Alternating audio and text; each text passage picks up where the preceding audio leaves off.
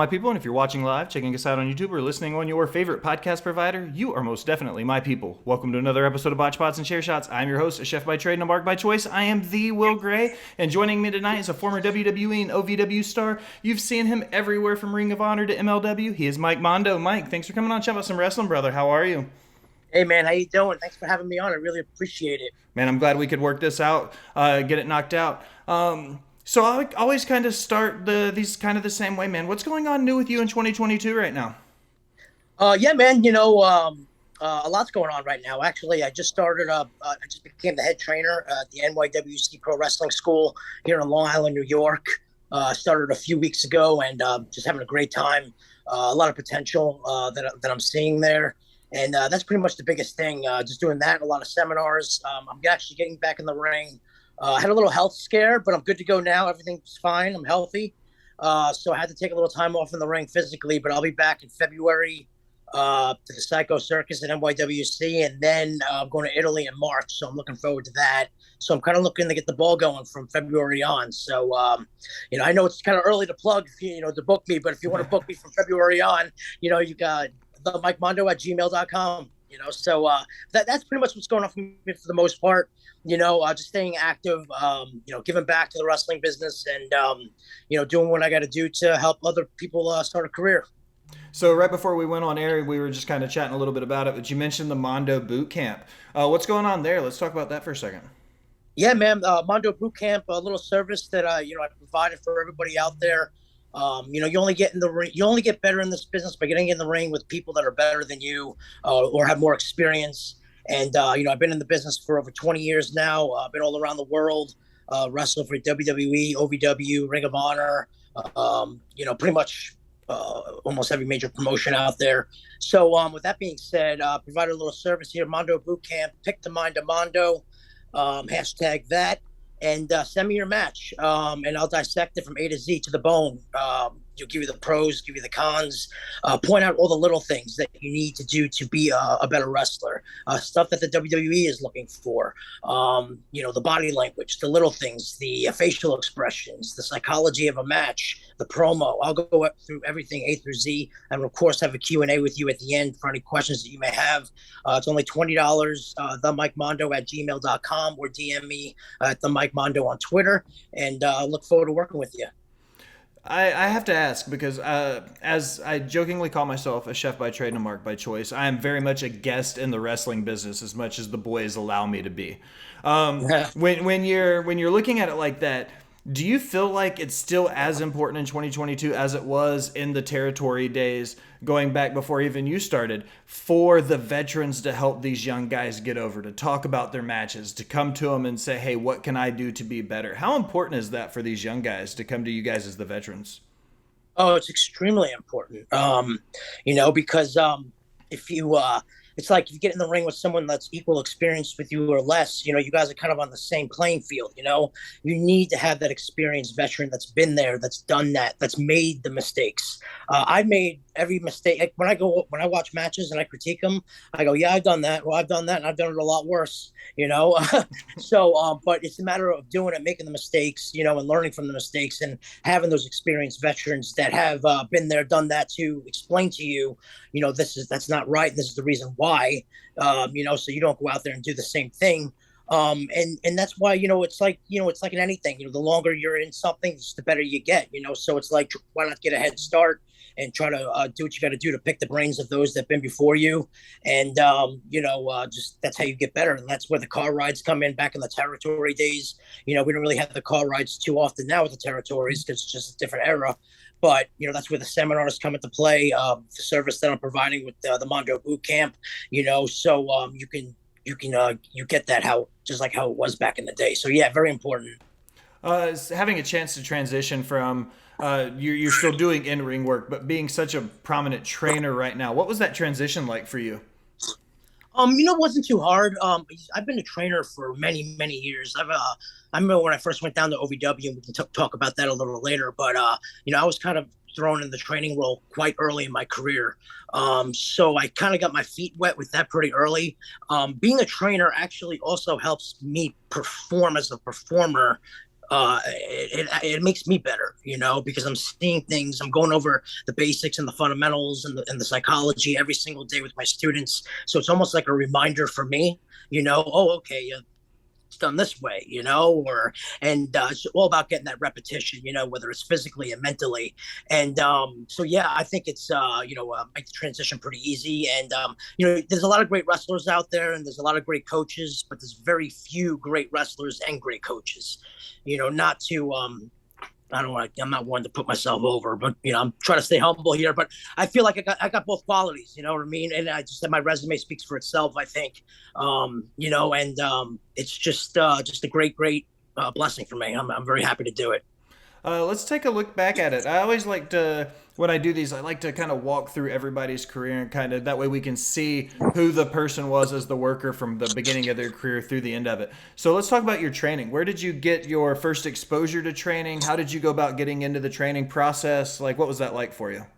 Yeah, I went to an independent show when I was 18 years old, and I just there was intermission and people were getting in the ring, and I'm like, well, hey, I always wanted to get in the ring, so I'm gonna freaking get in the damn ring, and take some bumps and hit the ropes, and just kind of live in the moment, for a little bit, be a fan come to life, And when I did that, someone took notice, and because they thought I was a wrestler, and when I was doing that, they thought I was in the business, and I'm like, no, I'm not in the business at all. I actually just started college.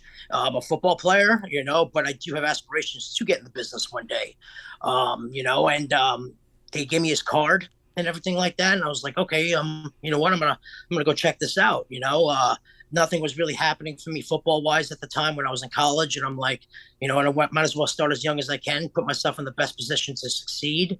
So I went down. It was Critical Mass Pro Wrestling, which is now called NYWC today, in Hicksville, Long Island, and like a little dingy garage that just has a lot of character to it, And I remember walking in there on a Thursday night and everyone's kind of staring at me. I met the owner, John Kirst. He was my original trainer, and Mike Mayhem, and pretty much signed the papers there. And I started the following Tuesday. So, I started down there in Hicksville at NYWC, and I was down there for about 8 months total. Every Tuesday, Thursday, Sunday, that was my wrestling my wrestling classes, and that's how I started. How similar are those classes to how you start your classes now? Is there any similarities? Did you take anything from the first days in your training to where you're at now? Is there anything left? Or have you just kind of all adapted to become who you are in 2022? Yeah, I kind of adapted to who I am in 2022. I probably don't do too much when I was, because I remember I got to think hard, but we did a lot of moves. I remember, and the moves came naturally to me because I just emulated what I saw on TV, and even my trainer was like, "Wow, man, this kid's gonna be freaking good one day," But I really didn't learn how to work, Why they gave me the foundation at YWC. I don't want to discredit that, you know what I'm saying? But when it clicked for me was when I went to OVW. That's where I really learned how to incorporate the moves at the right place at the right time of the match and the psychology. And I'm like, oh, so a light bulb goes off. This is how it's supposed to be done, And then through my experience that I got in New York, as well as my OVW experience from the several different trainers and bookers that came through when I was there, I kind of incorporated that and implemented that and started, passing down the knowledge. And then as my experience grew, whatever I learned, I just kept passing down. So, that's the whole idea of it, keep giving back and stuff like that to those that came before you. When you were kind of going through that training process and working with some of these guys, you cross paths with Mikey Whipwreck. He's kind of an infamous name in the wrestling business. What was it like when you had a chance to work with Mikey? I love Mikey, man. He's not only a peer, but just we became friends, especially when we started working together. Mikey is a guy that, I remember when I was so green. We just had a match, and he took me by the hand and just led me through it A through Z, and just to get that type of experience. And that was an example of getting in the ring with people that are better than you. And Mikey elevated me that night. And he made me better. And then down the road, years later, we crossed paths again.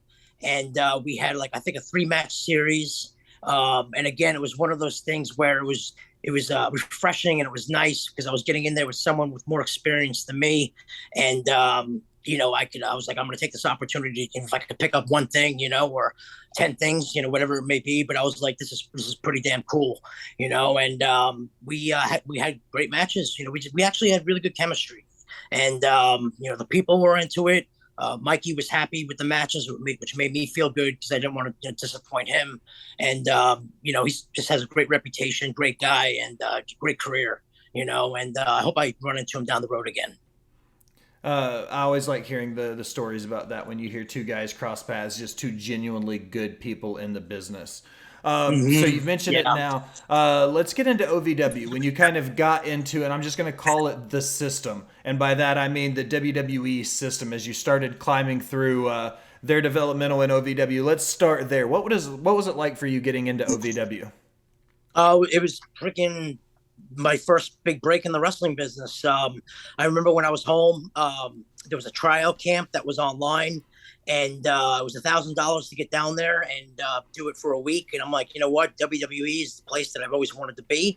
This is the farm system, the developmental system here, and this is where I need to be. So I talked to my parents. We made it happen. I went down there and just I did the best I could. It was run by Dr. Tom Pritchard, Jim Cornette, Danny Davis, Rip Rogers. I think Rocky Johnson was down there at the time, and I just gave it my all, And when I got home, 2 days later, I got a call from Jim Cornette, and he said, Mike, and we were impressed by with what you did. We think you got a lot of potential. We're not going to hire you, but we want you to come down and train with the advanced class. You can get a job down here, to support yourself.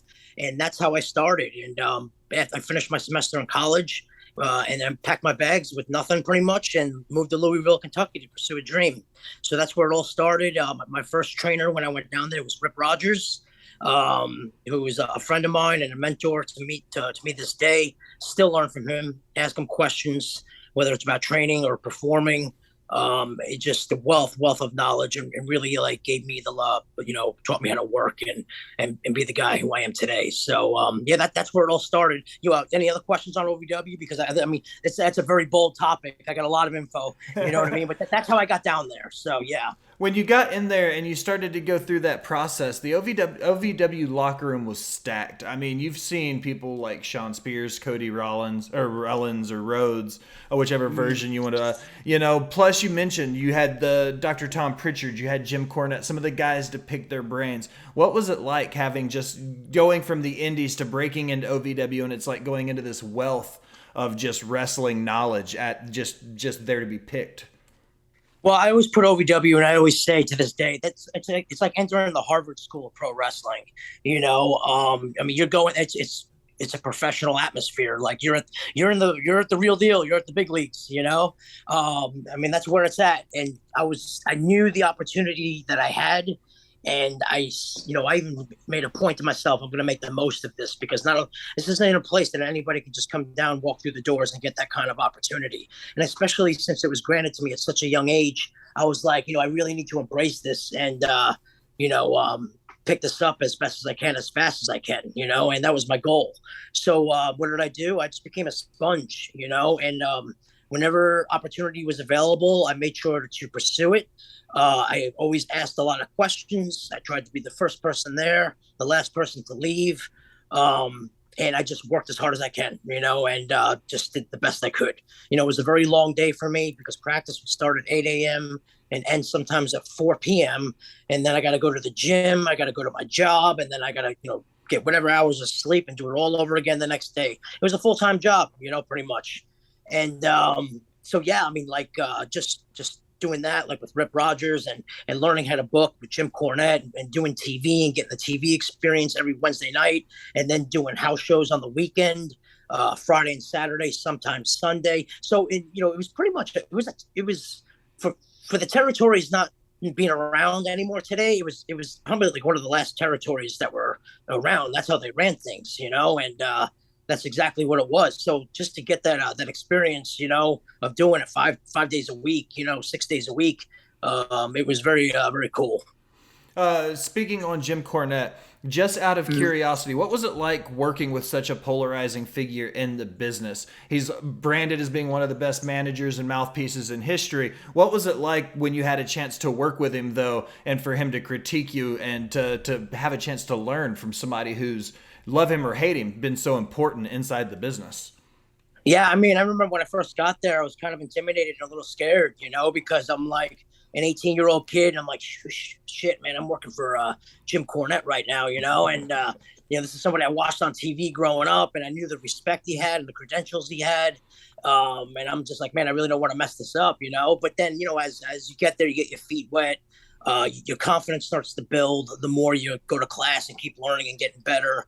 And finally, when Jim, he threw me out there, I remember when I saw my name on the piece of paper for my first dark match, I'm like, well, all right, it starts tonight, and I got back from that dark match, and Jim was luckily a fan of the match, and I went by my real name that match, Mike Brenly, and he wasn't a fan of the name, but he came up with, I credit him because he's the guy that came up with Mike Mondo, Mike Mondo, the Giant Killer, and that's been my name since. So, yeah, I just, it's one of those things, you just, sometimes it's out of your hands. You just got to go out there and do the best you can. And if you come back and get yelled at, you just got to know that you're getting yelled at for good reason. It's going to get you, to get better. Not that like he hates you personally or anything like that. But to get his knowledge and to get his experience, and especially for me, because when I was really young, I lacked in promos. The work kind of came natural to me, but the promos is what I struggle with. So to ask questions and to get that experience, and for him to give me feedback on, one of the best promos in the business, obviously. And so that helped elevate that area, for me. But it was really, really cool. We grew a relationship that just got stronger ever since. I credit Jim for giving me pretty much most, if not all, my breaks in the wrestling business. Because a lot of it, in this business, it's who you know, and right place, right time, and a lot of things you can't control. But Jim was a guy that always believed in me, put me in the right position to succeed. That went on with Ring of Honor later on. He got me there. He got me helped get me a job at WWE. He was the guy that put me in the position to become a trainer at OVW. So, it was just really, I just didn't want to let him down. All these things that happened over the years. I'm like, but you know what? I just say to myself, just got to do the best you can. That's all you can control, So during your time at OVW, you spoke on the TV tapings, but you also said house shows. How much of a difference is it for you as a performer and as a trainer when you're either working a match or producing a match for a house show, or working a match or producing a match for a TV taping? What's the biggest difference you do when you're planning both matches? Yeah, well, a TV taping, that's your advertisement for the house shows. That's how you try to fill in, the people at the house shows by watching the TV program. So, you're dealing with two different animals. With TV, it's you got time cues, and then you got pieces of the business that you need to get across in a match. You got, what was I gonna say here? You got. You got your camera angles, and you got to know how to work the camera. You got a lot more promos on TV. Whether it's backstage vignettes selling for the next town to what you're doing that weekend, or whether it's in-ring promo. So it's definitely two different animals. Where a house show is a lot more relaxed. You can kind of go out there and just work. And, if you go over a little bit, it's not like it's the end of the world. You're not dealing with thousands of dollars, like if you go over on TV or anything like that, and you got to make up that time. So yeah, it's just two different areas of expertise. And, but yeah, I enjoyed doing producing matches for TV there, and I enjoyed wrestling TV. But yeah, it's just definitely two different animals for sure. Okay, so after OVW, you got the call up, and you guys are getting ready to go up to the main roster. What was your nerve level like when you were like, "Oh shit, I'm going to the show now"? Yeah, man. Actually, I was relieved. I was very relieved. Yeah, I was relieved because, and I'll tell you why. It's because I was at a point in time. I was signed at that point for like maybe 2 or 3 years. Paul Heyman was booking at the time, and he really wasn't doing anything with me on TV, and I was kind of in limbo. I was trying different gimmicks and characters and nothing. I was throwing shit against the wall, but the problem was nothing was sticking, and I was kind of lost, and I wasn't fearing for my job or anything like that because I knew, eventually the right thing would come across and I'll run with the ball. And fortunately for me, that's when the Spirit Squad came about and they pitched me the idea, and I was like, wow, finally I got some direction here. I know what they want right now. You know what I'm saying? So it's like, okay, I can just now take the ball and kind of run with it here. Like, I got a clue what I'm doing, So that's what I did, and pretty much embraced the opportunity when I got it, and became one of the five guys, to do the gimmick. When you guys were doing the run as the Spirit Squads, you guys had a tag title run, and you got to implement a cool kind of a unique rule in wrestling with the Freebird rule, where you had five guys wearing the title, and it was, how was that like planning wise for the five of you? Did you guys know ahead of time, okay, it was going to be you and Nick for this match, or it was going to be Nick and somebody else? Like, how did that go about planning that using such a unique rule like the Freebird rule, where there was five guys wearing two belts? Yeah, that's what they did. They wanted us to do the Freebird rule, and pretty much, it was cool because we've all worked together except for Mitch. Were together in OVW for so long, together. So we've wrestled each other thousands of times. It's not like we didn't know who we were or who each other were, and we're all actually pretty much for the most part all pretty good friends. So it was comfortable, like we had that comfort level, whatever combination that you put together, we know that we're going to get a solid outing because it's not like it's the first time we ever got in the ring with each other. We all had that chemistry and stuff. I probably had the best chemistry with Kenny, and we did the run later on again in 2016, and so many independents together after that. And Kenny's just a guy that I just felt comfortable with. We had that chemistry. He's one of those guys that we didn't have to say a word. We just looked at each other. And we knew where we were going, and we just had good matches. And yeah. But I mean, I enjoyed working with Jeter. Dolph, we had good matches. We worked together a lot in FCW. Actually helped train Dolph at the very beginning. So I seen him grow from the ground up. When Lance Storm was here, I was helping him out with that. And it's just been really cool. Anytime you get the Freebird rules, you can be a little bit more creative. During this title run, you were in the match when the title change happened, and you actually dropped the belts to Piper and Flair that night. What was that like? I mean, looking back at it now, to have an opportunity at that point in your career to work with literally two of the GOATs. They're on the top of everybody's list. They're always at the top of the Mount Rushmores. What was it like working with Piper and Flair? It was a dream come true, man. I mean, those are two guys that I watched and was a big fan of growing up. That was like my childhood hero. You know, my childhood wrestlers coming to life. I'm like, wow, I'm not watching them anymore. I'm actually in the ring wrestling them.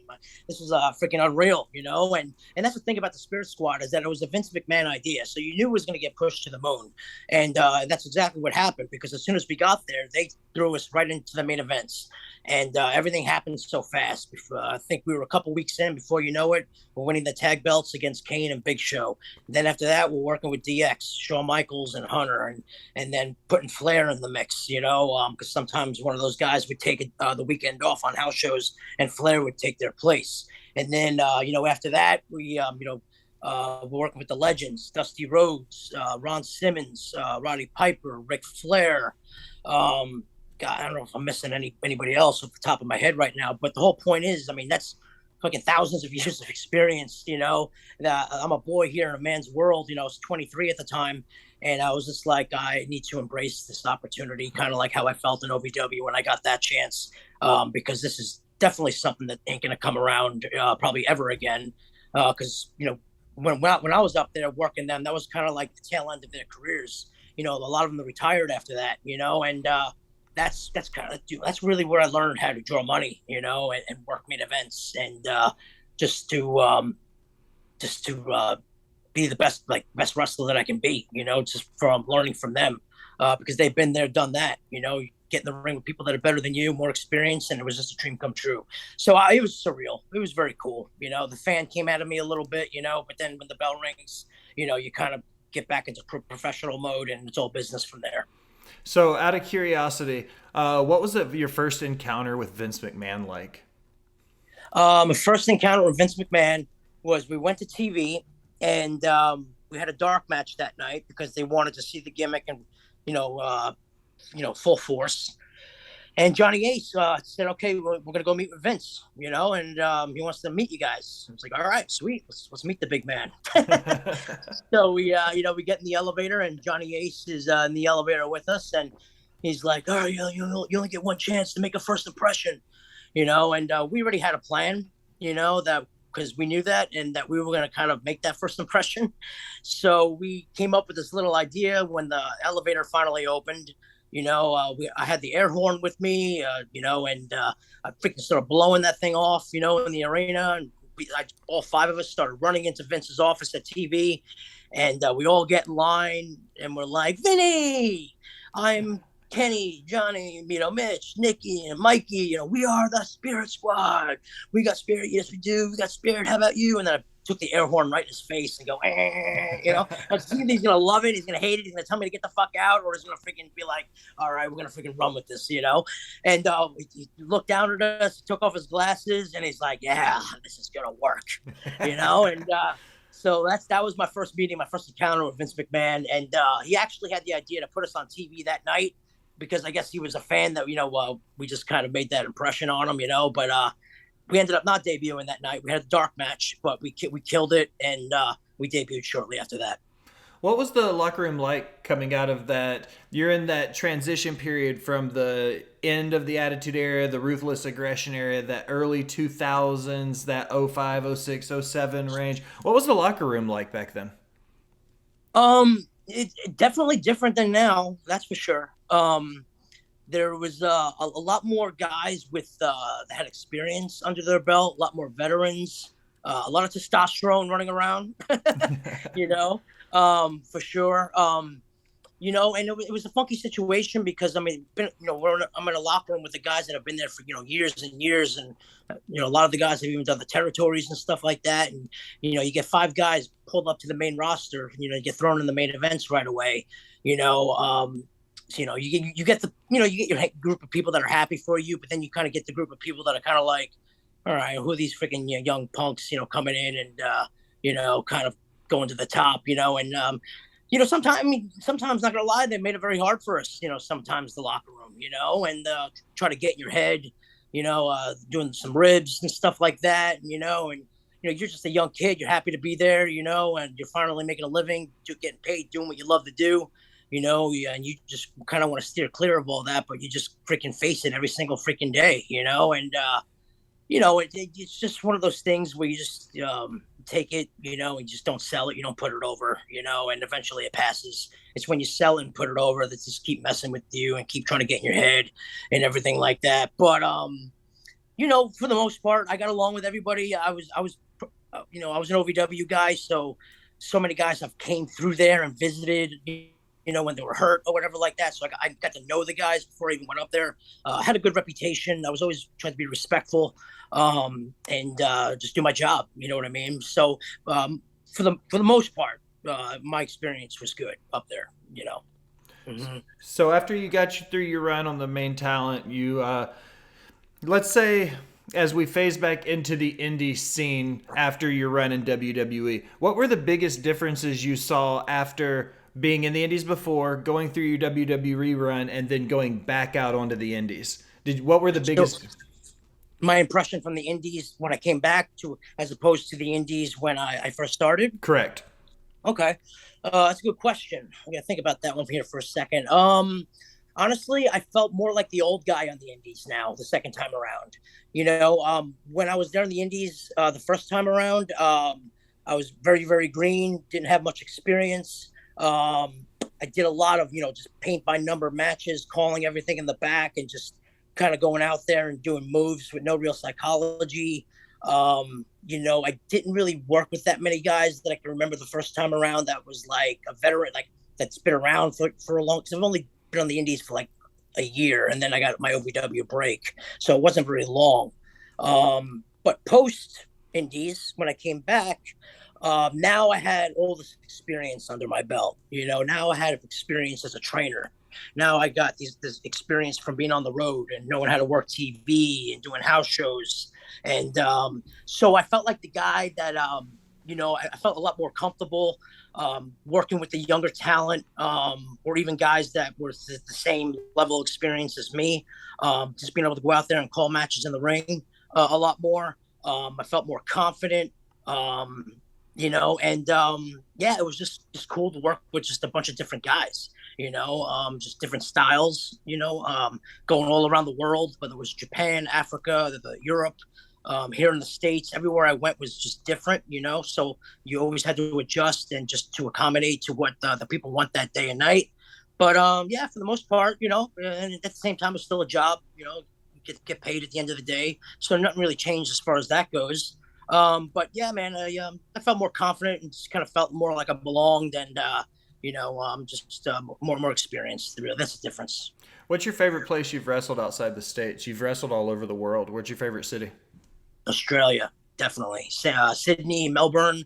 God, the people are on fire there. We did a match a few years ago against the Young Bucks, and just really completely tore the house down. And very, very, just great fans, and the hospitality was amazing there. And it was just a lot of fun. So I'll always remember my experiences from Australia. So it was cool. When you work internationally and you go from country to country, do you see the drastic differences from country to country that you do here in the States, just going from territory to territory, wrestling in the Northeast versus the South versus out West? Do you see those drastic changes from country to country? Oh yeah, definitely. I mean, every town you go to, every country you go to, even every state you go to, it's just the crowd's different. Sometimes their expectations are a little bit different, and you got to figure that out. And when you're in WWE and you do that, it's not necessarily the case because it's the WWE product, and the fans are coming to see the WWE product, so they just want to see what you've been doing on TV. So you don't really change that much what you do, if that makes sense. With the indies, it's different because you're out there, you're by yourself, and sometimes they want to see wrestling. Sometimes they want to see comedy. Sometimes they want violence, sometimes, they just want you to go, they want you to go old school, and you can take an arm or a headlock and sit there for freaking 5 minutes and they're going to get with it, where you can't really do that in New York, so to say, or, they'll probably eat you up alive, because it's just a different atmosphere, and different expectations. So yeah, it was cool, man. Europe, I mean, just a lot of just different wrestling. Not as much for me, not as much character driven stuff. But it's like good mat wrestling, good chain wrestling. And then you go to Australia and you kind of just do like a little bit of the opposite. And they want to see some good wrestling, but they want to see some good character work. And they want to the promos are very important there. And so yeah, it was just different everywhere you went. All right. I always close all of my interviews with 5 rapid fire questions, some having to do with wrestling, some not. I got yours queued up. You ready? All right, ready to go. What's your favorite food? Pizza. That's a good pick. Always love pizza. New York pizza, that is. Oh, that's. I always ask. I figured as a New Yorker, I was gonna to ask. Do you like the New York style? Yeah, absolutely. Yep. Pizza's always my go-to pick. What's your favorite venue you've ever had a chance to wrestle in? I mean, I got to go Madison Square Garden just because it's Madison Square Garden, and I got to wrestle Piper on 9/11, and my parents were there, my friends and family were there, and it was yeah. I mean, how can you top that, right? I mean, yeah, you can't beat Madison Square Garden against Piper. Like that's up there. Who was your favorite superstar growing up? Bret the Hitman Hart. Yep, he was my guy. Yep, I used to dress up as him when I was a kid. I put the sharpshooter on my brother, and everything was about Bret. Man, I was the biggest Bret Hart fan. Did you ever have a chance to use the sharpshooter in a match as an homage to Bret? Did you ever pull it out? I never did actually. Come to think of it, I just never was in the forte. I just never did it. Yeah, I used to cloverleaf. I was also a fan of Dean Malenko. But no, never did the sharpshooter for some reason. I've never asked anybody that. For some reason, it just popped into my head when you said Bret Hart. I was like, I wonder if he ever used the sharpshooter. Yeah. What's your favorite movie? Oh, my favorite movie. Ace Ventura: Pet Detective. Fantastic movie. Yeah. Oh man, I memorized that movie from A to Z. I remember at one point. That was huge. When I huge. That mid-90s push, man, Jim Carrey was the top of the comedy game. Killer. Yep. What is your favorite vacation spot? Oh, vacation spot. Vacation spot. I don't take many vacations these days, but if I gotta pick one, uh, huh. Oh, actually, you know what? I take it back. I mean, I went to Cancun once. That was really sweet. I had a freaking great ass time there. This is when I was 28. I went there. Anywhere, yeah, the Caribbean, the tropical. I'm a big beach person. Anything with the sun. I'm a very happy man. Yep. Excellent. Mike, this is my favorite part of the episode because I don't have to say anything. I just get to sit here, take a minute or two, plug your stuff, tell everybody what you have going on in your world and where they can find you. Sure. All right. In a nutshell, yeah. If you want to book me, Mike Mondo, for a wrestling appearance, a seminar, you can contact me at the Mike Mondo at gmail.com. Again, I do those match breakdowns with the Mondo Boot Camp. Pick the Mind of Mondo.